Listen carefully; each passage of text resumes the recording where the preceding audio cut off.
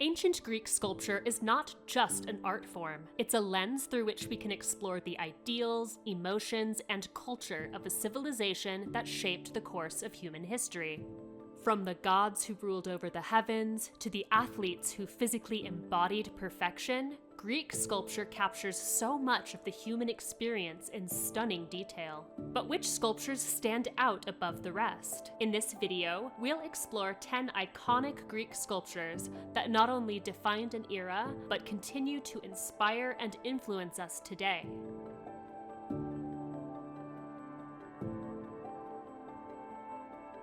Our first stop is the Kroisos Kouros, a marble statue of a young man created around 530 BCE.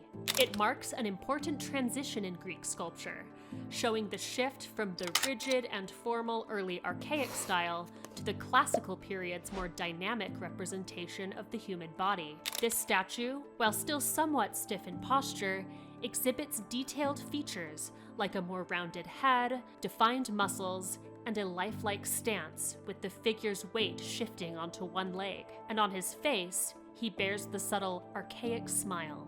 The Kroisos Kouros served as a grave marker for a young warrior named Kroisos, who was killed in battle. The inscription on the base reads, "Stop and mourn beside the monument for Kroisos, whom Ares destroyed in the front line." This piece is an early example of how Greek sculpture was used to memorialize warriors and celebrate their bravery.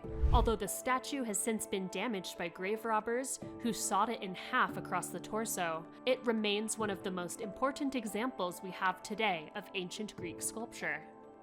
Next, we come to the Charioteer of Delphi, created sometime between 478 and 470 BCE. This life-size sculpture commemorates a chariot race victory in the Pythian Games at Delphi, one of the most prestigious athletic events in ancient Greece. The Charioteer, part of a larger group of sculptures, captures a moment of calm and focus just before the race. The charioteer holds the reins of his horses, but the horses themselves are now lost to history. The charioteer was found near the Temple of Apollo at Delphi, with inscriptions identifying the dedicator, Polizolos, a tyrant of Gela in Sicily, and the reason for the sculpture's dedication. The figure's slightly turned stance and facial expression convey concentration and grace. Despite its formality, the charioteer brings us closer to the experience of the Pythian Games, offering a snapshot of the high status and respect that chariot racing enjoyed in ancient Greece.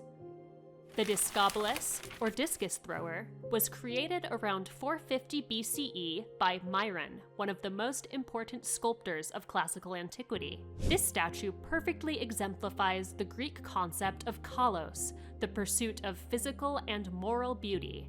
It depicts an athlete in the act of throwing a discus, caught in a powerful, energetic pose that balances strength, grace, and beauty. The statue is widely recognized as one of the finest examples of athletic sculpture in Greek art. The original was likely cast in bronze, but what remains today are Roman copies. The Discobolus highlights the Greeks' admiration for physical excellence and their ability to capture the ideals of balance and harmony in the human body. Though the original work is lost, the surviving copies continue to demonstrate the artistic mastery of Myron. The Aphrodite of Knidos by Praxiteles once was, and still is, one of the most famous sculptures of the ancient world, created in the mid-4th century BCE. This piece was groundbreaking because it was one of the first large-scale representations of a female figure without clothing, daring act that caused a scandal in ancient Greece. Aphrodite, the goddess of love, is caught in the act of preparing for a bath. She modestly lowers her head, creating a tension between female sensuality and modesty that has impacted Western art for millennia. The statue was originally created as a cult object for the Temple of Aphrodite in Knidos, nowadays a city in modern Turkey. The original was eventually lost, but over 60 copies and fragments of the sculpture have survived, indicating its immense popularity. The Artemision Bronze, dating to around 460 to 450 BCE, represents either Zeus or Poseidon. The figure's right arm is extended as if holding a thunderbolt, which would indicate Zeus, or a trident for Poseidon. The uncertainty surrounding the statue's identity adds to its intrigue, but what's undeniable is the skill with which the sculpture is crafted. The Artemision Bronze is particularly significant because it represents the development of bronze sculpture in Greece, a technique that allowed for more dynamic and lifelike figures than marble could support. Discovered in an ancient shipwreck off the coast of Cape Artemision, this statue showcases the remarkable proportions and symmetry that were possible with the lost wax technique, in which a sculpture is cast by pouring molten bronze into a mold created from a wax model. Here, the figure's actively outstretched arm and commanding presence convey the figure's power, and the artist's impeccable attention to detail exemplifies the mastery of Greek artists during the classical period. The Venus de Milo, found on the island of Melos in 1820, is one of the most recognizable Greek sculptures of all time. Attracting millions of visitors at the Louvre Museum each year, the statue is known for its especially graceful proportions, and for the way the drapery clings to Aphrodite's body, a hallmark of Hellenistic sculpture. Venus de Milo marks yet another shift in how the human form was represented in ancient Greek art. The sculpture's combination of the idealized beauty of earlier classical sculpture with the more expressive style of the Hellenistic period makes it a fascinating example of how Greek art evolved. Despite its missing arms, Venus de Milo continues to captivate viewers, a symbol of the enduring legacy of Greek sculpture. The Barberini Faun, created in the 2nd century BCE, showcases the boldness of Hellenistic sculpture. This statue depicts a satyr, a wild creature from Greek mythology, lying in a drunken stupor. Unlike the idealized, heroic figures of earlier classical art, the Barberini Faun embraces a more naturalistic side of nature. The satyr's pose is languid and his body language is openly sexual, a shocking departure from the more reserved depictions of gods and heroes. Discovered in Rome in 1620, the Barberini Faun reflects the changing tastes of the Hellenistic period.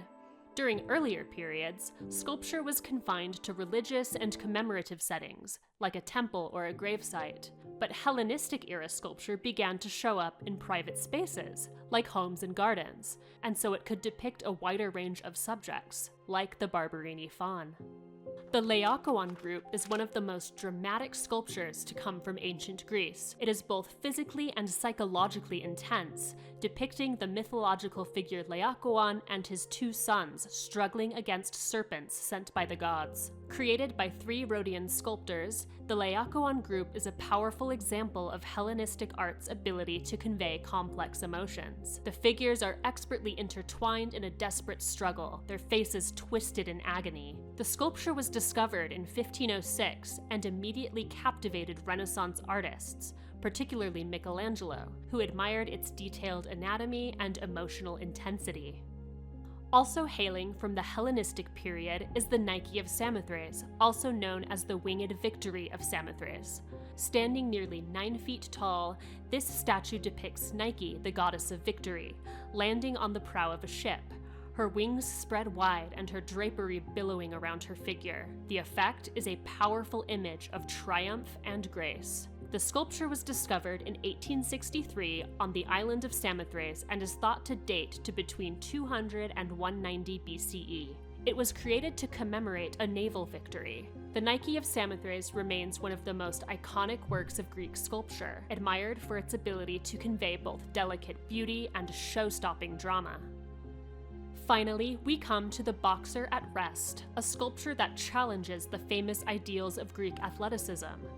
Unlike the heroic, idealized figures of earlier Greek art, this statue depicts a weary, battered boxer sitting in his exhaustion. Created around the 4th or 3rd century BCE, the Boxer at Rest is a powerful portrayal of vulnerability and human endurance. The figure's bruised face and swollen ears tell the story of a career marked by violence and struggle. Discovered in 1885, the Boxer at Rest conveys raw emotional power, speaking to the human side of athleticism. Instead of strength and victory, it emphasizes the real physical and psychological tolls of competition. This sculpture offers a rare glimpse into the actual lives of the warriors and the athletes who risked it all for glory in ancient Greece. These 10 sculptures represent different phases in the development of ancient Greek art, whether it's the larger-than-life legacies of gods and heroes, or the down-to-earth portrayals of human struggle. Greek sculptors masterfully captured every facet of the human experience. These masterpieces, though created thousands of years ago, manage to still resonate with us today, offering timeless lessons in beauty, strength, and the complexities of life. Greek sculpture reminds us that art can transcend time, telling stories that continue to speak to us across the centuries.